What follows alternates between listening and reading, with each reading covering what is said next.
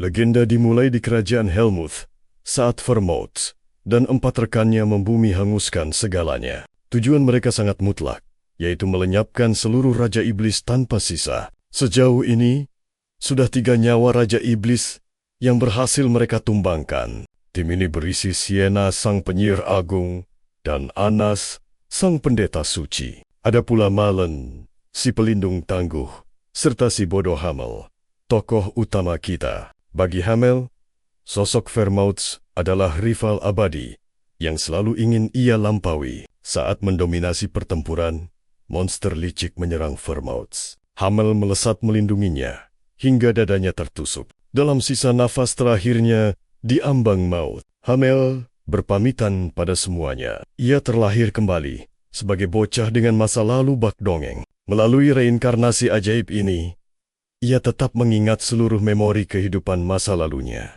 300 tahun telah berlalu sejak kematiannya dalam misi pembasmian Raja Iblis. Takdir mengejutkan. Ia justru bereinkarnasi menjadi keturunan dari sang pahlawan.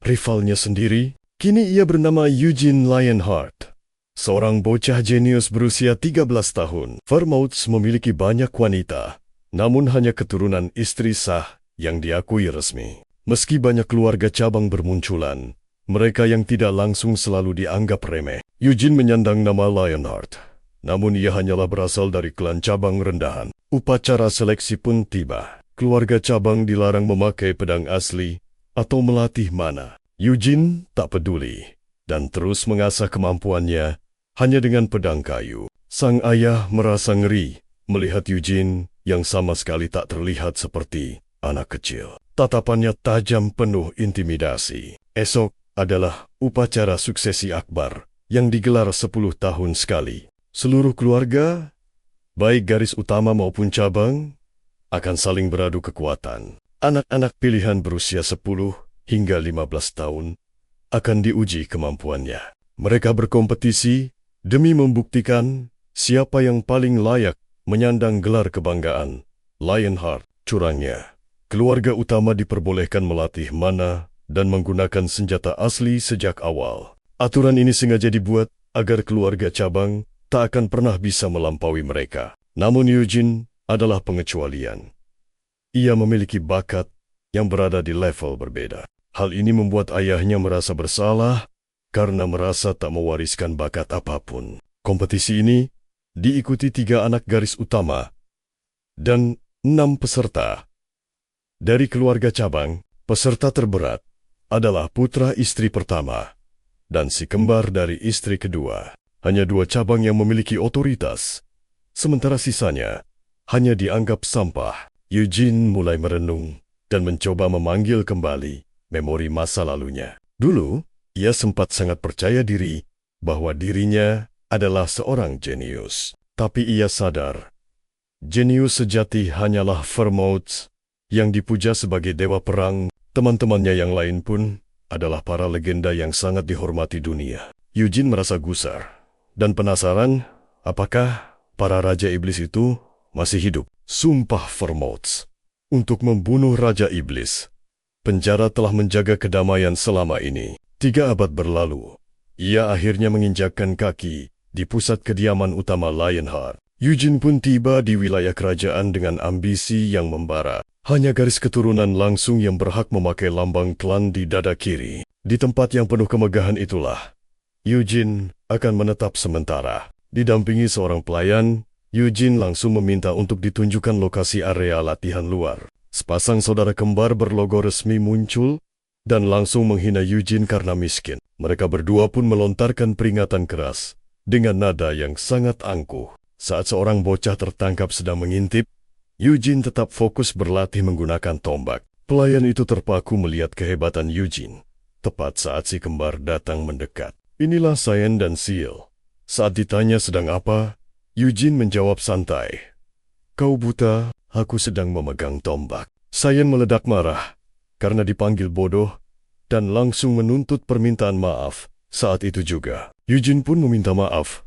Namun nada bicaranya yang meremehkan membuat Cyan sama sekali tidak percaya. Mereka terus memprovokasi Eugene agar membersihkan kereta. Tapi Eugene justru menyuruh pelayan untuk melakukannya. Sayan berteriak murka karena perintahnya diabaikan. Padahal, ia adalah sang jenius dari keluarga utama Lionheart. Eugene menyeringai, lalu membalas dengan tenang, "Dan aku adalah Eugene Lionheart. Salam kenal." Lihatlah, sesama penyandang nama besar Lionheart kini saling berhadapan dengan aura yang memanas karena masih diselimuti amarah. Sayan menyambar pedang kayu dan menantang Eugene untuk berduel saat itu juga. Eugene sempat menolak, namun desakan Sayan yang sangat menjengkelkan akhirnya membuat kesabarannya habis. Akhirnya ia setuju, lalu mulai melepas pemberat yang tersembunyi di balik pakaiannya dan menjatuhkannya. Bunyi dentuman berat itu seketika membuat wajah Sian pucat karena terkejut. Begitu aba-aba dimulai, dalam sekejap mata Eugene langsung melesat dan menumbangkan Sian. Dengan telak, Sian dibuat muntah seketika. Sementara saudarinya terpaku bingung dan mengira Eugene telah menguasai mana, meski sempat mengoceh bahwa itu tidak adil. Pada akhirnya, ia terpaksa menerima kekalahan memalukan itu. Tak lama kemudian, pria bernama Hazar datang untuk memandu para kandidat muda tersebut. Eugene menjelaskan situasinya dan memutuskan untuk segera beristirahat karena malam telah tiba. Beberapa pesaing lain akan sampai malam ini, sementara sisanya baru akan tiba esok hari. Dengan rasa malu yang luar biasa, Sayan melaporkan kekalahannya tadi kepada sang ibu. Ancila, sang istri kedua garis keturunan langsung murka karena seorang bocah cabang telah mempermalukan putranya. Bukannya menghibur, Ancila justru menampar Sayon dan memerintahkan Hazar untuk melatihnya lebih keras lagi. Ia memerintahkan Sil agar terus mengawasi Eugene dan melenyapkannya jika ada kesempatan yang tepat. Namun, mereka harus waspada karena penjaga kode keluarga akan langsung bertindak jika ada kecurigaan. Pada akhirnya, ia menyuruh anak-anaknya untuk berpura-pura menjalin pertemanan dengan Eugene terlebih dahulu. Esoknya, 3 pewaris cabang tiba. Deacon, usia 11 tahun, Hansen, 14, dan Tui, 10 tahun. Suasana semakin tegang saat sang kepala keluarga muncul dan disambut dengan hormat oleh semua orang. Para tamu pun diperkenalkan secara resmi kepada sang istri sah yang berwibawa. Hadir pula putra tertua keluarga utama bersama sang pemimpin agung Gilead, Lionheart. Pemimpin agung Lionheart itu melangkah maju dengan penuh karisma, didampingi oleh saudara laki-lakinya. Gilade menyapa ramah semua orang dan mengundang mereka untuk menikmati jamuan makan malam keluarga. Gargas dan Desera tetap hadir meski dari keluarga cabang karena mereka sangat dihormati oleh keluarga utama. Terlihat juga Lovelian dari Menara Sihir Merah yang tersohor ikut menemani mereka di sana. Lovelian ternyata merupakan pengikut setia dari ajaran sang penyihir legendaris, Sienna. Lebih tepatnya, ia adalah murid dari garis keturunan murid langsung sang penyihir agung tersebut. 300 tahun silam, Sienna menjadi master menara termuda dalam sejarah Araf yang melegenda. Berkat jasanya, menyempurnakan buku sihir, kedua menara sihir tetap menjadikannya sebagai Grand Master Agung. Di tengah jamuan, secara mengejutkan, Gilade menyampaikan permintaan maaf secara pribadi kepada Eugene. Ia juga memuji bakat Eugene yang mampu mengalahkan putranya hanya dengan bermodalkan latihan mandiri. Setelah jamuan makan malam selesai, suasana kembali serius karena pengumuman ujian akan segera dimulai. Ujian pertama adalah menaklukkan labirin maut yang dipenuhi dengan berbagai jebakan dan monster ganas. Namun, monster-monster tersebut hanyalah sihir ilusi tingkat tinggi yang diciptakan oleh Lovelian. Meski ilusi, rasa sakitnya akan sangat nyata. Siapapun yang mengalahkan bos labirin akan menang. Pemenangnya berhak memilih satu pusaka berharga dari dalam ruang harta karun legendaris keluarga Lionheart. Usai acara, Eugene yang sedang berjalan pulang berpapasan dengan Gargas dan Desera di tengah jalan. Mereka penasaran dan bertanya, apakah ia benar-benar menghajar Xian? Eugene pun menjawab dengan sangat santai. Tanpa membuang waktu, Eugene langsung pergi berlatih, meninggalkan mereka yang masih terheran-heran melihat ambisinya. Cara menantang Eugene duel tombak, senjata andalannya. Gargas jadi juri. Pertarungan pecah. Eugene tangkis. Serangan Desera mulai bimbang setelah serangannya gagal total. Celah semu tertutup. Eugene menang dengan sangat mudah. Gargas dan Desera bersekutu demi menggulingkan garis keturunan utama. Anicilia menyusun siasat demi kelangsungan hidup anak-anaknya. Iode diharapkan terpilih agar sementara menjauh dari konflik. Kekuatan mereka bangkit demi merebut takhta penerus utama. Hari ujian yang dinanti akhirnya tiba. Loberian memberi sihir untuk mewujudkan senjata impian mereka. Senjata tercipta, kalung pelindung diberikan sebagai tanda bahaya. Gerbang portal menuju labirin pun terbuka lebar. Labirin bukan hal asing bagi Eugene, pahlawan masa lalu. Semua terkendali. 3 labirin dilewati dengan sempurna. Peserta lain berguguran dan terjebak dalam kegelapan. Loberian dan Gilead memantau, membedah setiap kelemahan peserta. Putra sulung dilema antara sihir dan ambisi ibunya. Namun sang ayah mendukung penuh impian terpendam putranya. Loberian mengakui kekagumannya pada kisah legenda Xena. Bagi Gilead, aksi Eugene mengingatkannya pada pahlawan Hamel. Keduanya terpaku menyaksikan kehebatan Eugene di arena. Troll itu dibantai Eugene dengan sangat jenius. Gargas menang. Meski jatuh pingsan bersimbah darah, Xian berhasil lolos dan bertemu kembali saudarinya, Ciel. Munculnya Desera seketika membuat Xian gemetar ketakutan. Teriakan itu benar-benar menggetarkan nyalinya. Jebakan gagal, dan ia mencoba melarikan diri. Pengejaran berakhir di pusat labirin, tempat bos menanti. Eugene sudah menunggu, menyambut kedatangan 3 orang lainnya. Siapa yang akan tiba lebih dulu di sini? Ciel mengklaim dengan bangga bahwa dialah pemenangnya. Eugene memberi kesempatan, meski ia sanggup menang sendirian. Monster hanya bergerak jika musuh memasuki wilayahnya. Rencana disusun, serang berdasarkan urutan kedatangan mereka. Dimulai dari Desera, lalu Xian, dan terakhir Ciel. Jika pengecut, menyerahlah sekarang. Tantang Eugene pada Desera. Xian bertaruh. Jika ia menang sebelum Eugene, janji dibuat. Sebutan kakak seumur hidup menjadi motivasi besar. Xian, musuh terakhir, adalah sang Minotaur. Desera maju menyerang, namun kalah telak oleh Minotaur. Tubuhnya terhempas, mengakhiri perlawanan Desera seketika. Giliran Xian, Minotaur tenang kembali. Desera hanyalah ilusi. Aura pedang Kai terpancar. Teknik butuh 10 tahun latihan, namun kekuatan Qi mendadak padam. Loberian menonaktifkan Qi demi keadilan. Memaksa Xian menyerang. Xian berhasil melukai Minotaur.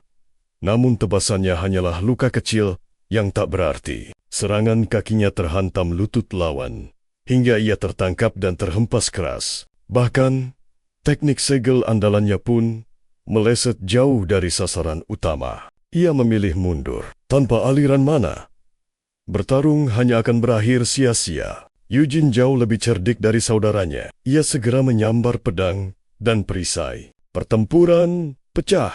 Eugene bergerak lincah, memanjat tubuh raksasa sang Minotaur. Ia berkelit sempurna, memancing tinju lawan hingga sang monster menghantam wajahnya sendiri. Saat itulah Eugene menyayat nadi leher si monster dengan sangat presisi. Minotaur pun tumbang bersimbah darah. Kemenangan mutlak jatuh ke tangan Eugene. Xian terpaku. Sebuah gejolak emosi aneh mulai berkecamuk dalam batinnya. Bukan rasa takut, melainkan kekaguman pada kekuatan Eugene. Gilead pun sangat terpana, terutama Loberian, yang tak menyangka labirin miliknya ditembus dengan begitu mudahnya. Gilead segera memerintahkan penyelidikan mendalam tentang latar belakang kota asal Eugene. Terungkap bahwa pemuda itu dikenal memiliki kegigihan luar biasa dalam berlatih. Dia terlahir untuk bertarung, gumam Lobrian sambil mencemaskan posisi putra-putra Gilead. Namun Gilead justru bangga karena Eugene akan membuat nama Lionheart semakin agung. Lobrian terus mendesak tentang kemungkinan besar yang bisa terjadi di masa depan, terutama jika Eugene yang kelak terpilih menjadi pemimpin baru keluarga Lionheart. Gilead menjawab tegas bahwa posisi pemimpin harus dipegang oleh sosok yang terhebat. Jika anak kandungnya tak mampu mengamankannya, maka itu sudah menjadi hak Eugene. Lobrian mengusulkan agar Gilead mengadopsinya demi mencegah kegelisahan di keluarga cabang. Seluruh anak berkumpul kembali, kecuali 3 orang yang telah gugur lebih awal. Gilead merenungi penyebab utama mengapa mereka bisa gagal di dalam labirin. Bio terjebak ilusi sihir, sementara Sion dan Seal gagal menundukkan sang Minotaur. Di sisi lain, performa tempur Eugene benar-benar tanpa celah dan sangat sempurna. Gilead memberi selamat pada semuanya, namun apresiasi tertinggi diberikan khusus untuk Eugene. Saat yang lain beristirahat, Gilead mengajak Eugene menuju ruang pusaka rahasia keluarga. Rasa iri membakar hati Seal karena ia tak pernah diizinkan masuk ke sana. Sepanjang jalan, Eugene menunjukkan bakatnya dalam memahami berbagai jenis senjata legendaris. Di era keluarga Lionheart saat ini, pedang adalah senjata yang paling diagungkan. Namun dulu, sang leluhur Vermouth adalah dewa perang yang menguasai segala jenis senjata. Terungkap bahwa Vermouth bukanlah satu-satunya sosok yang mahir menggunakan semua senjata. Ada pula Hamel, sang Master Agung yang namanya melegenda dalam sejarah. Saat Gilead mengaku lebih mengagumi sosok Hamel, Eugene seketika terdiam 1000 bahasa. Alih-alih sisi dewa Vermouth, Gilead lebih mencintai kualitas kemanusiaan yang dimiliki Hamel. Hamel tak pernah merasa rendah diri dan selalu berusaha melampaui batas kemampuannya. Hingga pada akhirnya, ia rela mengorbankan nyawa demi melindungi rekan-rekan seperjuangannya. Mereka pun tiba di jantung tempat penyimpanan harta karun keluarga yang sakral. Eugene menjadi orang luar pertama yang menginjakkan kaki di hadapan Dewan Singa Tua. Mereka adalah para tetua dari garis keturunan langsung maupun cabang keluarga. Hanya individu-individu paling berpengaruh yang diizinkan berada di ruangan suci ini. Di sana tersimpan pusaka yang telah dikumpulkan selama ratusan tahun lamanya, termasuk peninggalan agung milik Vermouth. Tanpa ragu, Eugene meminta benda suci tersebut. Pedang itu memang ada, namun mustahil didapatkan karena merupakan simbol kedaulatan Lionheart. Alasan utamanya, sejak era Vermouth berakhir, tak ada satupun orang yang diakui olehnya. Pintu terbuka, dan Eugene melangkah masuk dengan mata berbinar menatap pedang suci itu. Pusaka legendaris itu telah bertahta sejak awal berdirinya Kekaisaran Suci Iris, sebuah anugerah dewa yang hanya sudi tunduk di tangan sang pahlawan. Vermouth, 300 tahun silam, pedang inilah yang menumbangkan Raja Iblis pembantaian di Helmut. Eugene mencoba mencabutnya, namun kekuatan dahsyat pedang itu tetap bergeming menolak. Terlebih lagi, memaksanya pun percuma. Ia akhirnya beralih mencari harta lain yang lebih cocok. Pandangannya tertuju pada pedang kerakusan, senjata unik yang mampu melahap energi musuh. Cukup satu tebasan, bahkan sihir terkuat pun akan hancur berkeping-keping. Namun, senjata itu butuh bakat sihir setingkat Vermouth agar benar-benar bangkit. Masih terlalu dini baginya. Eugene pun memutuskan untuk terus menelusuri ruangan. Berbagai senjata legendaris yang ia kenal mulai bermunculan. Ada tombak karbo, senjata yang sanggup menyemburkan panas layaknya napas naga. Lalu ada Storm Sword, pedang yang diberkati langsung oleh Raja Rohangin. Belum lagi busur petir yang sangat tak terhentikan, mampu melepaskan serangan kilat maut tanpa peduli seberapa jauh jaraknya. Pedang Uzuri Jabal pun ada, bilah yang bisa berubah menjadi cambuk duri. Hingga perisai jedon, pertahanan mutlak, yang mampu menelan semua serangan lawan. Eugene terkagum-kagum. Rasanya ia ingin membawa pulang semua harta karun luar biasa ini. Tapi ia merasa seharusnya ada sesuatu yang jauh lebih hebat lagi. Pedang cahaya bulan dan tombak iblis legendaris masih belum terlihat. Untuk saat ini, pedang kemenangan adalah pilihan yang paling masuk akal. Namun ia memilih bersabar, karena tumpukan permata mulai menarik perhatiannya. Saat meneliti lebih dekat, matanya terpaku pada sebuah kalung tua. Itu adalah peninggalan Hemil, kenangan pahit orang tuanya yang tewas di mangsa monster. Mengapa benda ini ada di sini? Mungkinkah Vermouth membawa jasadnya kemari? Eugene diliputi tanya. Mengapa Helmut dan para Raja Iblis masih dibiarkan hidup? Janji macam apa yang telah disepakati hingga mereka menyimpan semua memori ini? Ia tak ingin menghakimi.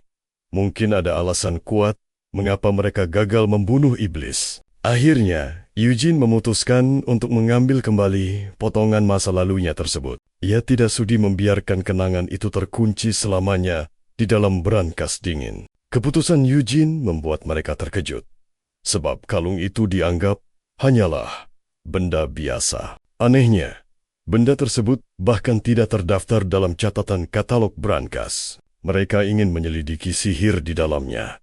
Karena itu bukan bagian pusaka Lionheart, dia akhirnya diizinkan untuk memilih satu hadiah tambahan lainnya. Dengan cepat ia mengambil pedang Winds sebelum melangkah keluar menemui rekan-rekannya. Eugene menceritakan isinya, membuat Desra sangat antusias saat mendengar tentang tombak-tombak itu. Ia heran, mengapa Eugene justru lebih tertarik pada sebilah pedang. Kisah tentang era 300 tahun silam kembali mencuat tentang 5 Raja Iblis. Peringkat pertama diduduki oleh Sang Raja Iblis Kiamat yang Agung, disusul Raja Penjara peringkat ketiga, serta Raja Iblis Kegilaan peringkat keempat, hingga Raja Iblis Kebrutalan dan Pembantaian.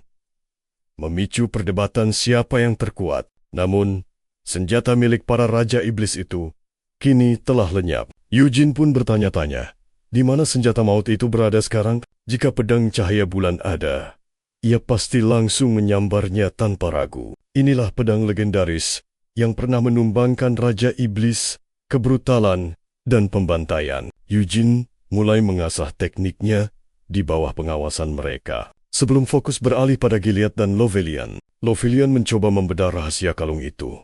Namun anehnya, tak ada setetes pun mana di dalamnya. Mereka pun mulai bertanya-tanya, mengapa benda biasa seperti itu bisa tersimpan di dalam brankas keramat. Lovelian mengungkap adanya sihir pelacak memori mana, sebuah teknik kuno yang pernah diciptakan oleh Sienna, karena setiap benda menyimpan jejak mana. Ia bertekad menggunakan sihir tersebut pada kalung misterius itu. Sihir pun diaktifkan, namun hanya mampu menangkap kilasan singkat dari memori 100 tahun silam. Tampaknya, gangguan energi dari artefak lain telah mengikis jejak mana asli pada kalung tersebut. Akhirnya, Gilead menyerahkan kalung itu pada Eugene dan menawarkan proposal mengejutkan untuk mengadopsinya. Jean Lionheart pun menghampiri Eugene, merasa sangat antusias bisa bertemu langsung dengan sang jenius muda. Jean berjanji akan membimbingnya dalam protokol keluarga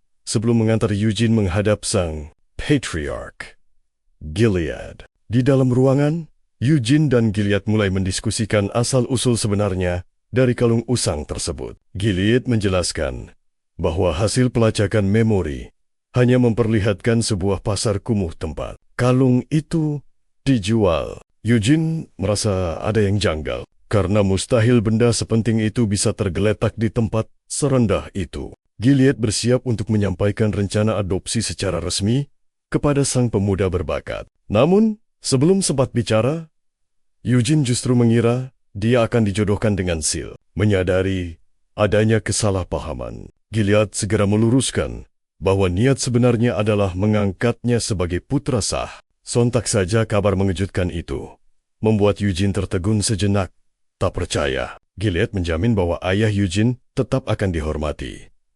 Dan ini bukanlah rencana untuk merebut putra kandungnya. Eugene menyerahkan keputusan pada ayahnya. Sementara Gilead bersiap untuk mendiskusikan hal ini lebih lanjut. Untuk melatih teknik mata, diperlukan sebuah permata khusus yang melepaskan mana murni saat dihancurkan. Mengingat kristal itu hanya ada pada tubuh monster, hasrat bertarung Eugene pun kian membara. Saat beranjak pergi, indera penciuman Eugene tiba-tiba menangkap aroma parfum yang sangat familiar. Ternyata, ada seseorang yang mengintai dari balik bayangan. Sosok itu adalah Ancila. Meski diam-diam membencinya, Ancila sadar bahwa menjalin hubungan baik dengan Eugene adalah pilihan yang paling cerdas. Salah langkah sedikit saja dalam urusan keluarga ini bisa menjadi bumerang yang menghancurkan dirinya sendiri. Ia mencoba mengorek informasi tentang pembicaraannya dengan Gilead. Namun, Eugene menepisnya dengan sangat dingin. Ancila berpura-pura bodoh.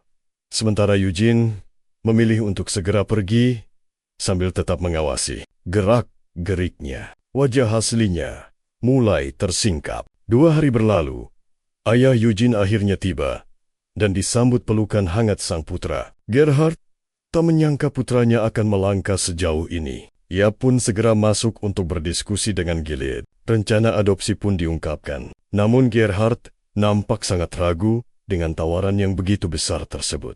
Ia khawatir anggota keluarga cabang lainnya akan salah paham terhadap keputusan yang sangat drastis ini. Gilead mencoba meyakinkannya demi potensi masa depan Eugene, hingga sang ayah pun menemui putranya untuk berdiskusi. Akhirnya, Eugene memutuskan untuk menerima adopsi tersebut demi meraih kekuatan dan ambisi yang lebih besar. Meski begitu, ia sepenuhnya sadar akan segala kesulitan dan konflik keluarga yang sudah menantinya. Eugene menenangkan kekhawatiran ayahnya dan menegaskan bahwa Gerhard akan tetap menjadi satu-satunya ayah kandungnya. Setelah momen perpisahan yang emosional itu, Eugene pun kembali memfokuskan dirinya pada latihan keras. Ia tak punya niat menjadi kepala klan, apalagi mengingat tekanan dari kedua istri sang patriark. Baginya, cara terbaik mengakhiri konflik adalah dengan mengabaikannya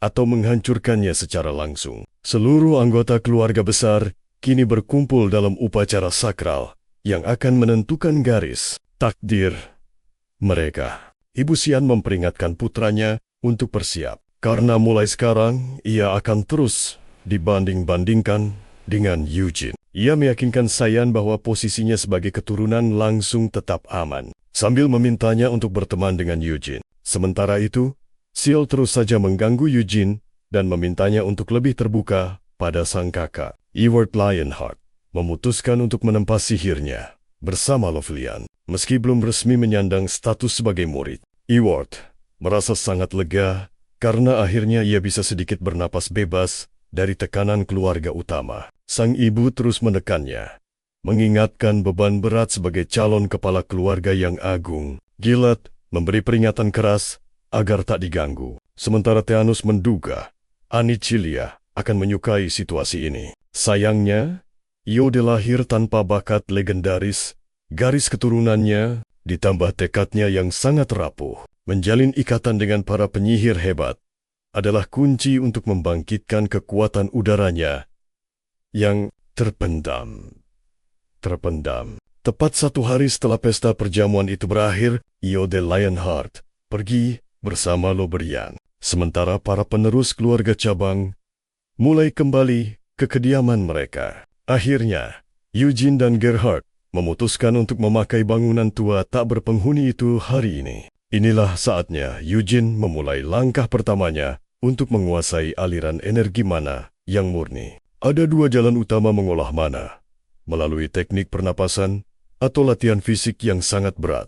Teknik pernapasan berarti menyerap energi murni dari atmosfer alam langsung ke dalam tubuh Anda. Latihan fisik memaksa tubuh mengumpulkan energi. Keduanya sulit. Namun, teknik pernapasan jauh lebih diunggulkan. Di masa lalu, Hamel hanya mengandalkan latihan fisik yang ekstrem untuk memperkuat dirinya. Namun ia beralih ke teknik pernapasan berkat rekomendasi dari Sina dan Vermouth. Eugene dan Jin melangkah masuk menuju kedalaman hutan yang kaya akan konsentrasi mana. Hutan mistis ini merupakan mahakarya yang diciptakan oleh Vermouth sejak 300 tahun silam. Jin memberi waktu 10 hari, tapi bagi Eugene, 10 menit saja sudah cukup. Mereka tiba di gubuk. Sebuah tangga rahasia terlihat, menuntun mereka turun menuju lingkaran ritual kuno yang tersembunyi. Peraturan ketat melarang anggota keluarga cabang untuk mempelajari teknik mana inti milik keluarga utama. Mereka hanya diajarkan ritual api merah yang kekuatannya tak sebanding dengan teknik aslinya. Teknik api putih adalah hak eksklusif keluarga utama. Eugene teringat pernah melihat kehebatan Vermouth, sebuah lapisan mana berkepadatan tinggi yang menyelimuti seluruh tubuhnya dengan sangat luar biasa. Energi itu berkobar bak api putih, membuat sosoknya terlihat gagah seperti surai singa masa itu. Dengan fokus penuh, Eugene mulai memancing dan merasakan aliran mana di sekitarnya. Jin sempat ragu,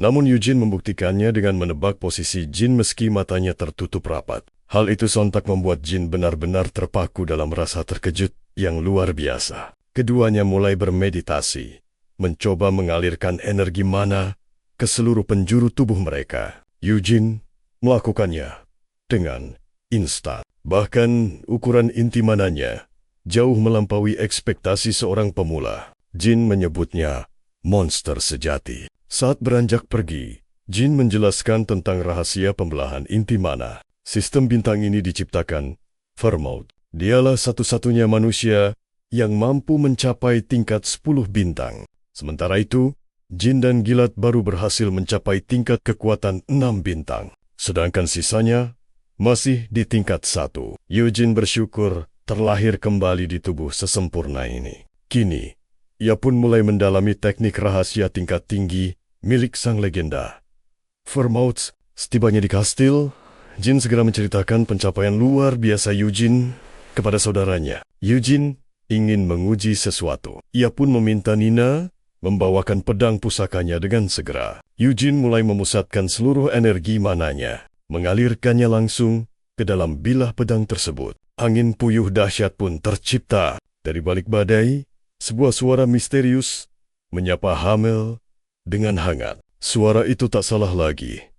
Adalah milik penguasa angin, sang Raja Roh Tempest yang agung. Tempest mengenali jiwa Hamel, karena inti kehidupan takkan berubah meski ribuan tahun telah berlalu. Eugene penasaran mengapa dahulu Vermouth membiarkan sisa Raja Iblis tetap hidup dan tidak menghabisinya. Tempest menjelaskan betapa mengerikannya pertempuran berdarah melawan para iblis di masa itu. Serangan iblis penjara sangatlah menyulitkan, hingga hanya menyisakan Vermouth dan sang Raja Iblis. Vermouth memilih menyarungkan senjatanya dan menolak berbicara kepada Raja Iblis Kiamat yang mengerikan.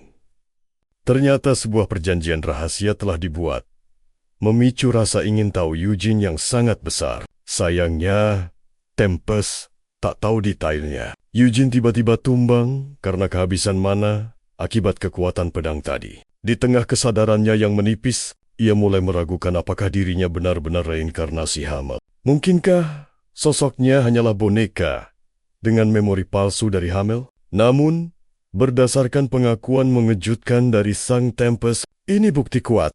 Dialah reinkarnasi Jin yang ditunggu-tunggu. Keajaiban. Tak ada yang sanggup memanggil Raja Elemental pasca Vermouth. Kini, Geo yang melatihnya. Xian dan Ciel pun tak mau kalah dalam latihan keras ini. Meski Sylph peringkat rendah, Eugene mengancam akan menghabisi sang raja jika berani berdusta. Eugene bertekad menelusuri jejak rekan lamanya di Helmuth, Aroth, Iris, hingga Luhar. Sialnya, tubuhnya yang sekarang masih terlalu lemah untuk ke sana. Waktunya akan tiba. 4 tahun berlalu.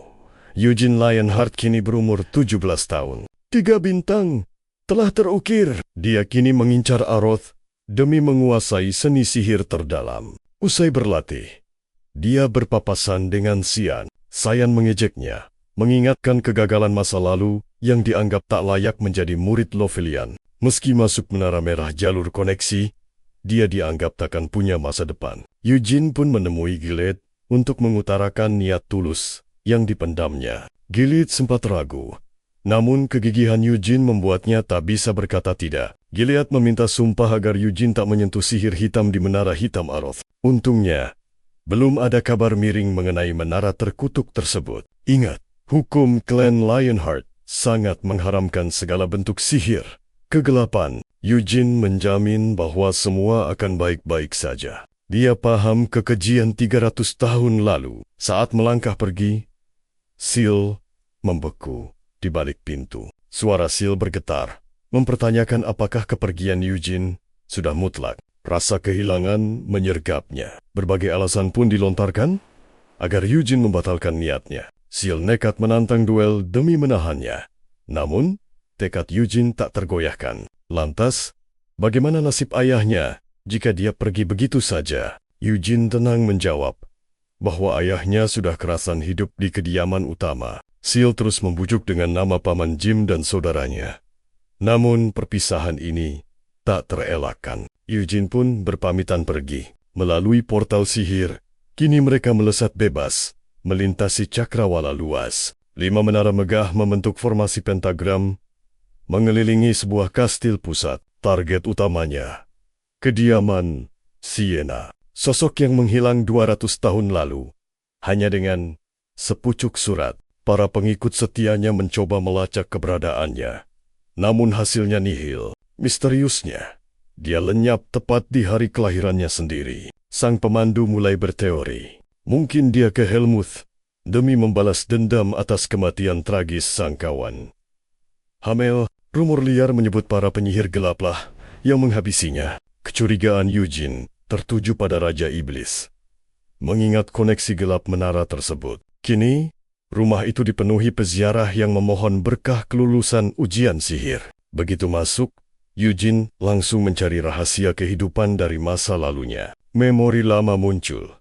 Sienna menanyakan rencana masa depan Hamel. Hamel tak punya rencana, kecuali mimpi bodoh menjadi raja.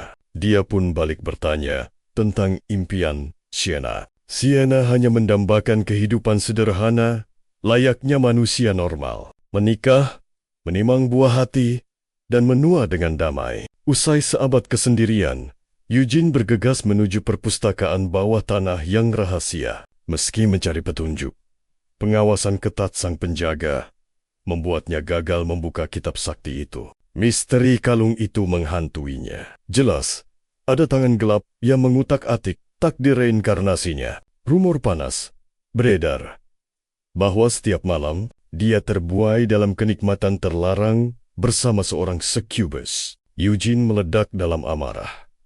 Tak menyangka, makhluk sehina succubus bisa berkeliaran di tempat seperti ini.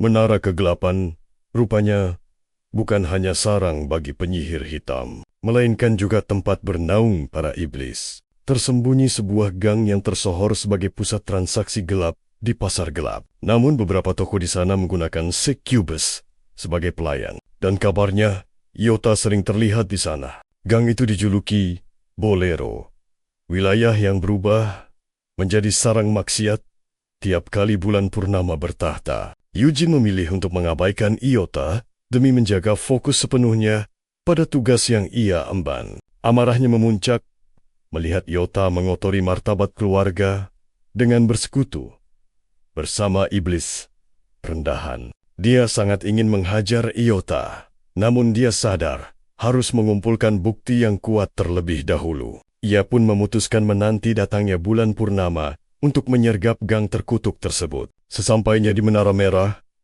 Eugene disambut oleh sosok gadis misterius yang tengah menanti di sana. Tiba-tiba saja, sebuah ledakan dahsyat mengguncang puncak menara hingga ke langit. Gerombolan monster bayangan menyerbu keluar. Namun Lobrian, dengan sigap, membasmi mereka dalam sekejap. Lobrian murka dan memarahi murid-muridnya atas kegagalan fatal dalam ritual pemanggilan sihir tersebut. Saat melihat Eugene, Lobrian turun menyapa dengan aura yang membuat Eugene menyadari kekuatan ngerinya. Saudaranya, Ion, muncul di balik pintu, dan Eugene menyaksikan bagaimana ia telah tunduk pada Scubus. Eugene merasa sangat muak. Sang guru kemudian menyuruhnya naik untuk membacakan sebuah teks kuno. Lobrian teringat akan sebuah komentar yang pernah dilontarkan oleh Gilblade set sebelumnya. Namun ternyata, Eugene tidak memiliki minat untuk mempelajari sihir secara langsung.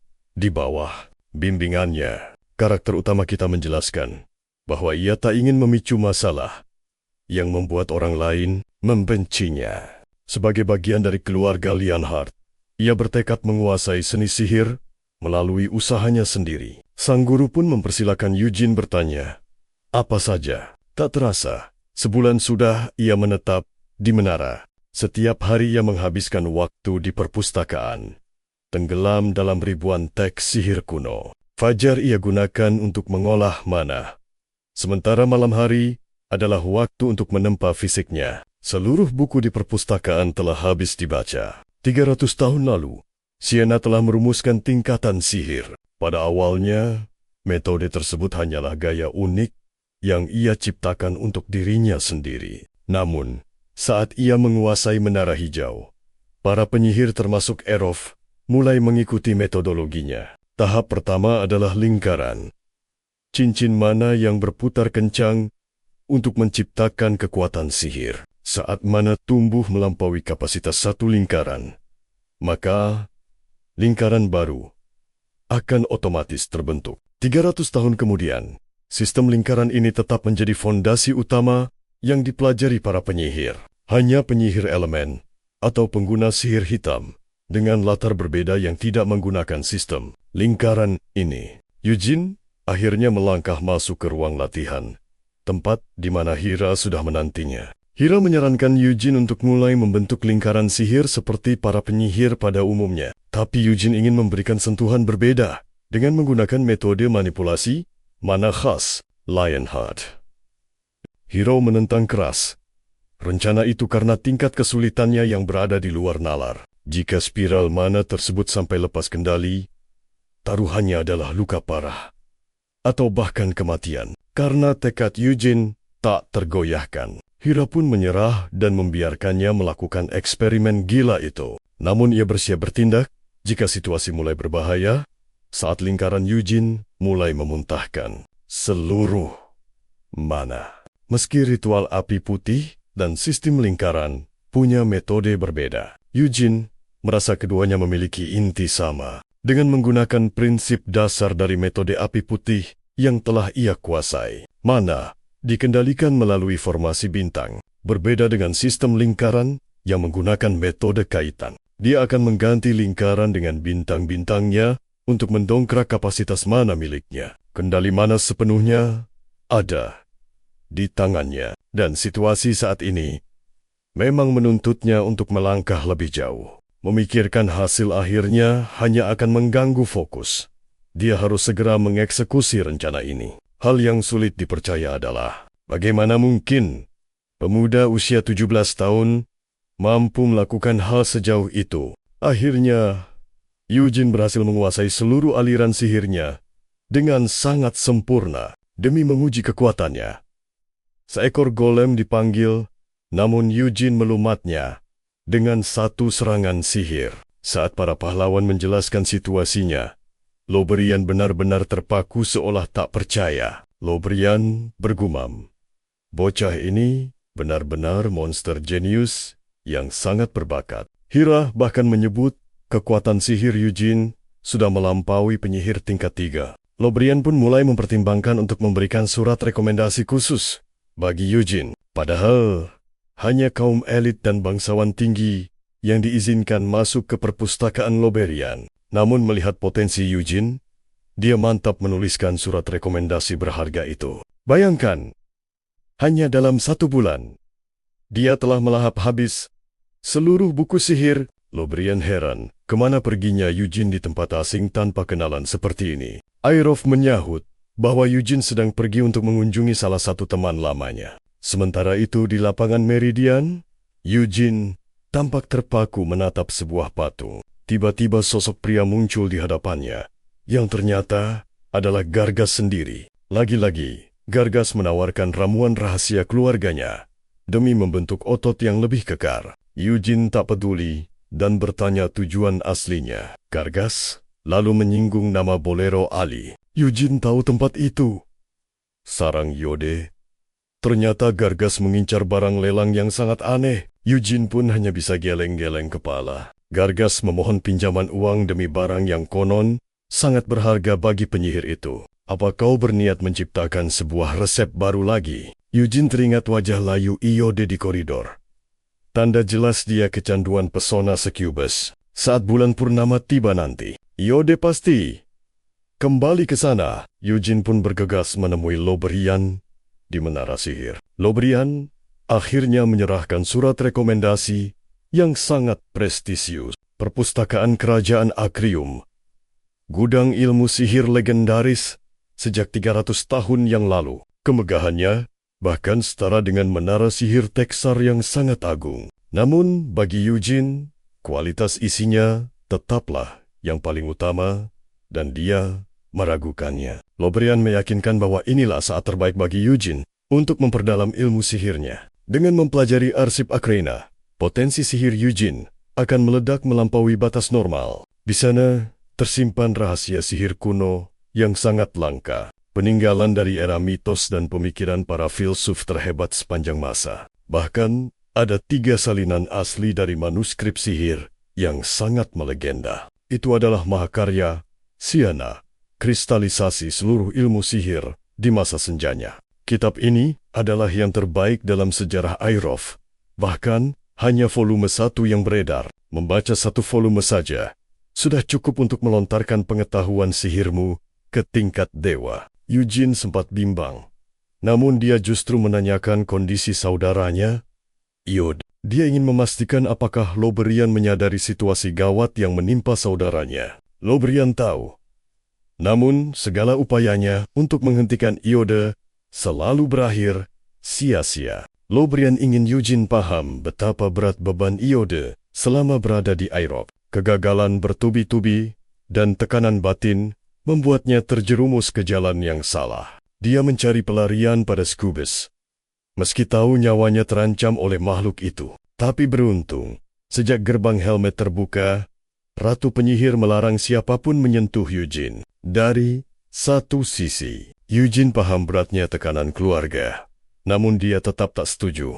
Karena itu, sangat berbahaya. Di bawah cahaya bulan purnama, Eugene dan Gargas menyusup ke dalam gang gelap. Mereka menyamar dengan sihir agar identitas sebagai bangsawan agung tidak sampai terbongkar. Mereka mulai bersiap, menunggu kemunculan Iode di dalam pelelangan maut itu. Aturannya ketat. Identitas pembeli dan penawar terkunci rapat dalam anonimitas. Tiap tamu terisolasi di ruangan berbeda, tanpa ada yang tahu siapa lawan mereka. Tersedia 3 tombol kendali. Tombol tengah digunakan untuk mulai terjun bersaing. Tombol kanan untuk menaikkan tawaran, sementara kiri untuk memanggil bantuan darurat. Sang pembawa acara naik ke panggung, menjabarkan mekanisme lelang berdarah ini. Berbagai pusaka legendaris dari wilayah terkutuk Helmet mulai dipamerkan satu persatu. Tiba-tiba sebuah kotak berisi pecahan logam muncul,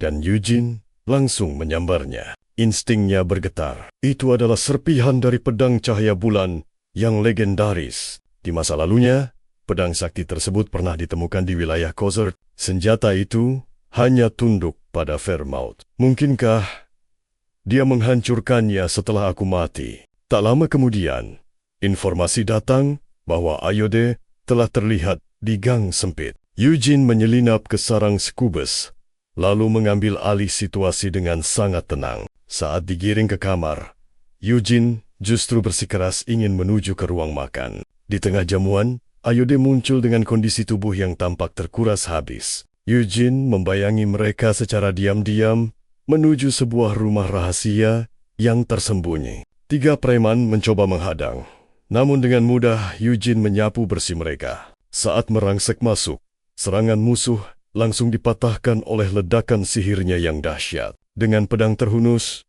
Dia menyisir setiap sudut lantai 1 dan 2. Memasuki lantai 3, Eugene menyadari adanya hawa busuk dari jebakan sihir hitam. Secepat kilat, dia menggunakan pecahan pedang cahaya bulan untuk melahap energi gelap. Sang penyihir kabur, mengungkap fakta bahwa Yota memang terjerat ilmu hitam. Amarah Eugene memuncak, mengingat peringatan ayahnya. Dan begitulah babak pertama ini berakhir. Baiklah teman-teman, jika kalian ingin bagian selanjutnya, segera ketik kata King di kolom komentar. Jangan lupa subscribe saluran ini untuk mengikuti petualangan seru lainnya.